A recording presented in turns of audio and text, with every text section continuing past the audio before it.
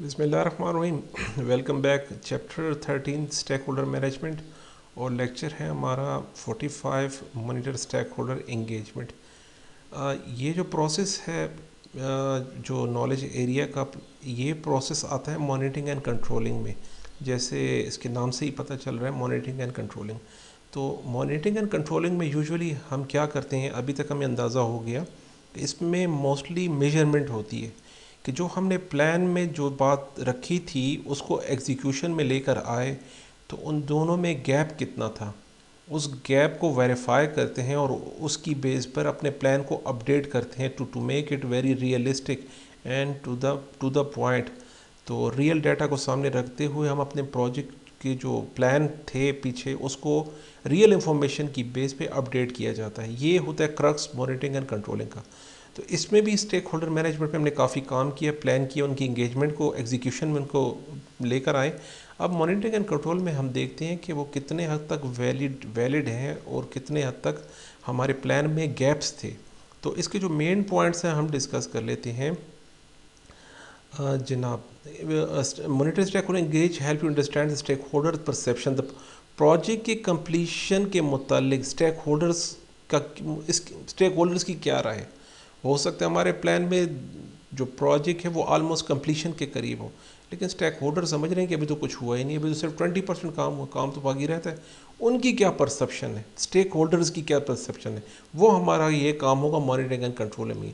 उनकी इंगेजमेंट को make sure करते हुए हम उनसे इनपुट लेंगे प्रोजेक्ट की प्रोग्रेस और प्रोजेक्ट की सक्सेस पर। ये होगा एक मेन काम। दूसरा काम होगा this process involve reassessing the stakeholder registers, update stakeholder information, adding stakeholders where required and noting that particular involvement is no longer necessary. तो अब एग्जीक्यूशन में बहुत सारे स्टेक होल्डर्स हमारे रहेंगे, बहुत सारे नहीं रहेंगे, बहुत सारे नए ऐड हो जाएंगे। कुछ की इन्वॉल्वमेंट को हमने ज़्यादा परसीव किया था जो कि ज़रूरत नहीं थी, और जिसको हमने लाइट लिया था जिसकी इन्वॉल्वमेंट को, उनकी इन्वॉल्वमेंट ज़्यादा हो गई। तो उन सारे डाटा की बेस पे हमने सारे documents, stakeholder registers, risk registers, अपने सारे डॉक्यूमेंट को अपडेट करना है मॉनिटरिंग एंड कंट्रोलिंग में। इसके अंदर दो चीज़ें जो हैं वो इम्पोर्टेंट है as a input. Monitoring stakeholder में आपको चाहिए होगा प्लान, कम्युनिकेशन मैनेजमेंट प्लान और रिसोर्स मैनेजमेंट प्लान। रिसोर्स से ही आपके मेजर स्टेक होल्डर्स आपको रिसोर्स मैनेजमेंट प्लान से मिलेंगे। प्रीवियस लेसन लर्न और रिस्क रजिस्टर्स इंपॉर्टेंट है। रिस्क रजिस्टर जैसे हमने मिटिगेट किया था, अपने रिस्क को स्टेक होल्डर्स की तरफ, जो रिस्क ऑनर्स की तरफ हमने ट्रांसफ़र किया था। तो इन दैट केस हम मॉनिटरिंग एंड कंट्रोलिंग में भी देखेंगे कि आया रिस्क रजिस्टर में स्टेक होल्डर्स के आने के बाद या उनके जाने के बाद या उनकी इन्वॉल्वमेंट के बाद हमारे रिस्क स्टेटस का क्या इम्पेक्ट पड़ा। रिस्क को लेकर आए अपने मॉनिटरिंग एंड कंट्रोलिंग में, उसको चेक करेंगे अपने उसकी वैलिडिटी को स्टेक होल्डर के प्रॉस्पेक्ट से। कुछ चीज़ें होंगी जो आपको इंडिकेशन देगी आपके जो स्टेक होल्डर की इंगेजमेंट की सक्सेस या फेलियर की। वो कौन सी चीज़ें होंगी, आपको इशू लॉग बता रहा है, डिसएग्रीमेंट्स बता रहा है, कन्फ्यूजन्स बता रहे हैं, अनरिजॉल्व क्वेश्चन बता रहे हैं कि स्टेक होल्डर्स की इंगेजमेंट है या नहीं है। कोई क्वेश्चन नहीं आ रहा, कोई कन्फ्लिक्ट नहीं है, कोई क्वेश्चन, कोई क्लियरेंस, कोई confusion, complete silent. The silent is the indication of main problem. अगर आपके स्टेक होल्डर इन्वॉल्व नहीं है आपके प्रोजेक्ट में, it means there something definitely wrong in your project और in the planning of the planning of your project. Stakeholder को आपने plan सही से नहीं किया। देखिए कन्फ्यूजन्स हैं, क्वेश्चन आंसर्स हैं, कन्फ्लिक्ट्स हैं, लड़ना झगड़ना है, बात है। It means everyone is active, everyone is want to learn something, everyone wants to contribute something. वो और एक्टिव हैं, तो makes everything is active. आपने चीज़ों को एक्टिव रखना है, उनको रिजॉल्व करना है। डिसएग्रीमेंट्स आ रही हैं तो इट मीन्स लोग जो हैं वो सुन रहे हैं, वो बात कर रहे हैं, वो समझना चाहते हैं। और प्रोफेशनल डिसएग्रीमेंट्स को बुक्स में और थ्योरी में बहुत अच्छा बताया कि काफ़ी थ्योरीज में अगर प्रोफेशनल कन्फ्लिक्ट्स है that's a good indication for the project. जैसे मैंने पहले बताया था कि जो मॉनिटरिंग एंड कंट्रोलिंग है, ये मॉनिटरिंग एंड कंट्रोल में मेजर टास्क हमारा होता है वेरिएंस एनालिसिस का। हम देखते हैं जो हमने प्लान किया था स्टेक होल्डर एंगेजमेंट के level, work performance data, actual data को लेते हुए इन दोनों के बीच में जो इंडिकेशन है, इन दोनों के बीच में जो गैप आ रहा है, उससे हमें पता लगेगा कि कित पोटेंशियल प्रॉब्लम कहाँ है हमारे स्टेक होल्डर इंगेजमेंट में। हमारे हिसाब से स्टेक होल्डर्स को कम्प्लीटली इंगेज होना चाहिए था, लेकिन वर्क परफॉर्मेंस डाटा बता रहे हैं। What does that mean? कैसे पता लगेगा? स्केजल डिले हो रहा है, हमारी कॉस्ट ओवर रन हो गई, हमारे रिसोर्सेज टाइम पे नहीं पहुंच रहे, हमारे लोग सही से कम्युनिकेट नहीं कर रहे। That's a key indicators for the wrong stakeholder engagement. Engage नहीं है, उन्होंने एक दूसरे कम्युनिकेट प्लान नहीं शेयर नहीं कर रहे, प्रॉब्लम नहीं शेयर कर रहे, बात नहीं कर रहे, फ़ोन नहीं उठा रहे, ईमेल का रिस्पांस नहीं कर रहे। What does that mean? मतलब वो साइलेंट मोड में चले गए हैं।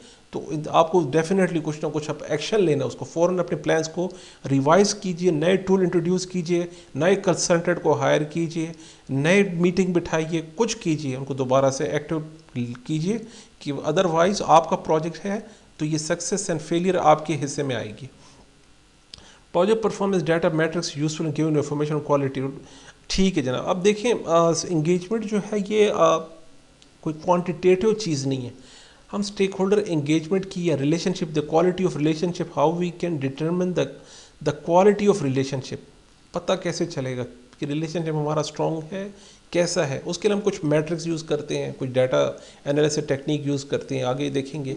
तो दो चीज़ें हैं, एक तो वर्क परफॉर्मेंस डाटा, आपका प्रोजेक्ट जा कैसे रहे, ये आपको डायरेक्ट ही बता देगा। अगर आपके स्टेक होल्डर्स का रिलेशनशिप अच्छा है, आपके स्टेक होल्डर्स अच्छे से काम कर रहे हैं, अपना बेस्ट इनपुट दे रहे हैं आपके प्रोजेक्ट में, you know need to measure anything, this data will indicate that everything is very perfect, everything is all right. Work performance information, ये वर्क परफॉर्मेंस डाटा प्लान को एग्जीक्यूशन में ला के आपके सामने रख देता है कि जो चीज़ आपने प्लान की थी वो एग्जीक्यूशन में कितने परसेंट तक वैलिड है।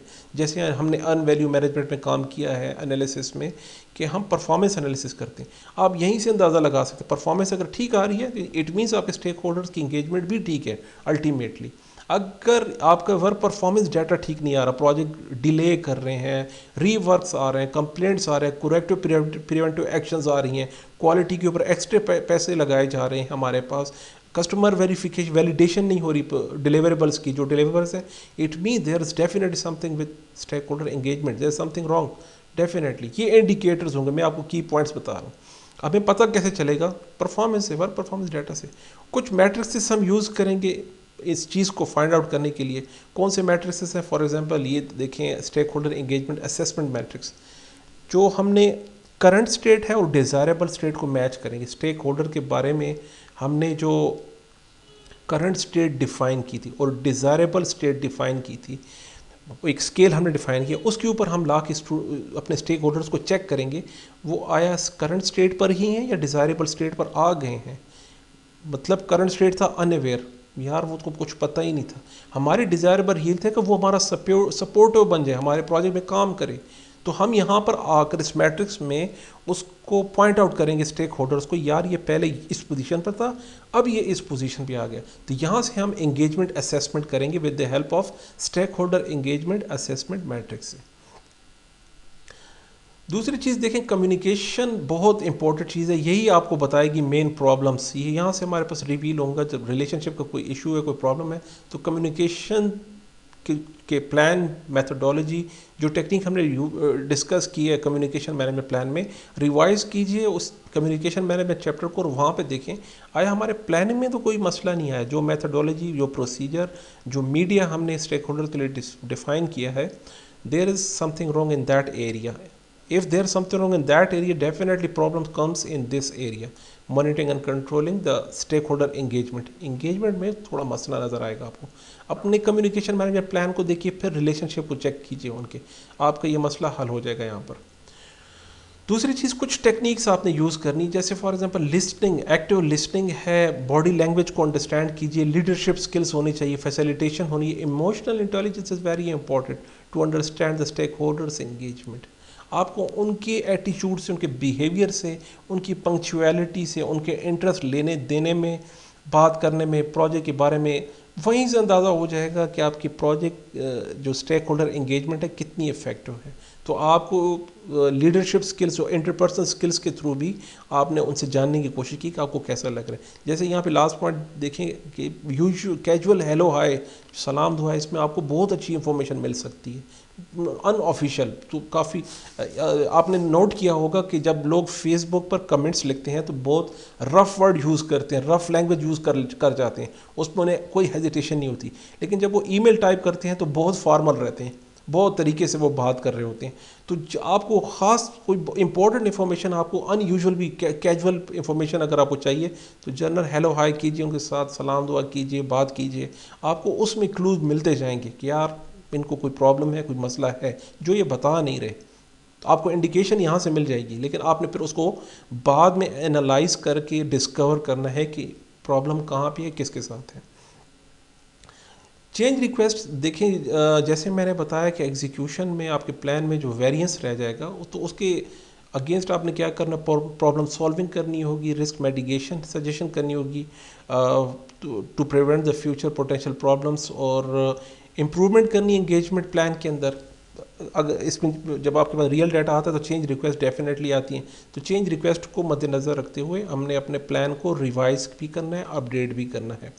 यहाँ बता रहे work performance information updates to the project management plan and project documents. Project documents में कौन से इशू लॉग्स हो गया, रिस्क रजिस्टर हो गया, लेसन लर्न हो गया। इंपॉर्टेंट चीज़ें ये होंगी जो कि आपकी अपडेट होती हैं मॉनिटरिंग एंड कंट्रोलिंग में। तो वर्क परफॉर्मेंस इंफॉर्मेशन ही यहाँ का एक सबसे कीमती आउटपुट होता है। इसकी बेस पे हम वापस प्लान में जाते हैं, फिर एग्जीक्यूशन में आते हैं और दोबारा से चेक करते हैं, और फिर वर्क परफॉर्मेंस इंफॉर्मेशन को देख इसकी बेस पे हम अपने प्लान को कंटिन्यूसली रिवाइज करते रहते हैं। तो जनाब ये था stakeholder engagement monitoring and controlling का चैप्टर। अब इसके क्वेश्चन आंसर आप ज़रा ट्राई कीजिए। मेरी हमेशा से सजेशन ये रही है कि क्वेश्चन आंसर आप जब तक बुक स्टडी ना कर लें, सारे लेक्चर अच्छे से पढ़ ना लें, आपको कंप्रीहेंसिव अंडरस्टैंडिंग ना हो, तो आप क्वेश्चन आंसर थोड़े अटैम्प्ट कीजिए। यहाँ पर थोड़ा सा प्रीव्यू लीजिए, आपको कितने तक बात समझ आई। क्वेश्चन पढ़ें, वीडियो पास कीजिए, फिर आंसर को कंपेयर कीजिए अपने आंसर के साथ।